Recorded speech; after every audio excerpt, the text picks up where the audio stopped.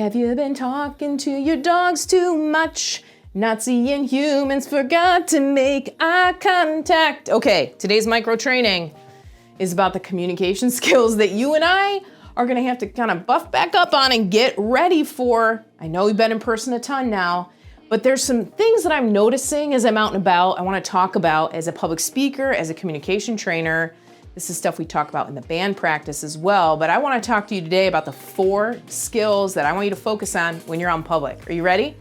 First one, eye contact. I already mentioned it with Ember, my pups, but I've been noticing, and maybe you have too, that because we're wearing masks and because, life is a little wonky, that it's easy to forget that people are watching where we look all the time. In fact, I was in a meeting the other day and the whole team was watching wherever I put my eyes.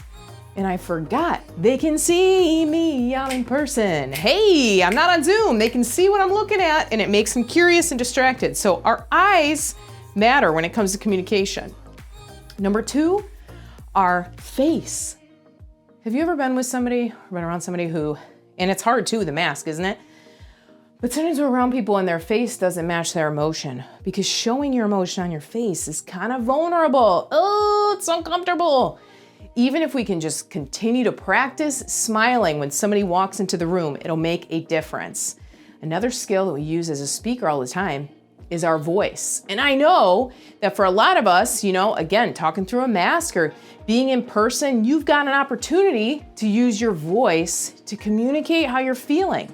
So being mindful of how loud you are, especially how soft you are. I'll tell you, I've been in a bunch of airports lately and people forgot how to modulate the volume of their voice. Why are we all yelling? Because we've been alone too long. So make sure that your voice is at a reasonable volume. What a silly thing I have to tell you.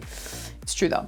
The last piece that we use as public speakers all the time that we need to keep practicing when we're in person is gestures. Have you had this moment where you go to greet somebody and you're like, what's up, high five, no elbow, no hug, and we don't even know how to greet. Humans, when we greet, create safety, create trust, or create fear. So before somebody is right next to you or right on top of you, plan on how you're going to greet them. Plan the gesture you're going to use. Even saying, are you a hugger? I'm a hugger. Or, hey, you want to do elbows? Because there's nothing more awkward than being like, oh, hi, hey. The conversation, you've done it, I've done it, it's super weird. 4 different skills to focus on these next couple months. Eye contact, where your eyes go, everybody else looks. Our face, making sure it matches our gestures with our hands. And our voice, let's use our voice at a reasonable volume level, airport travelers, and make sure that we can connect with people by expressing through our voice. There you go. Try these skills out. I actually want to know, I'm curious, which one is the hardest one for you right now? Let me know below. We'll see you soon.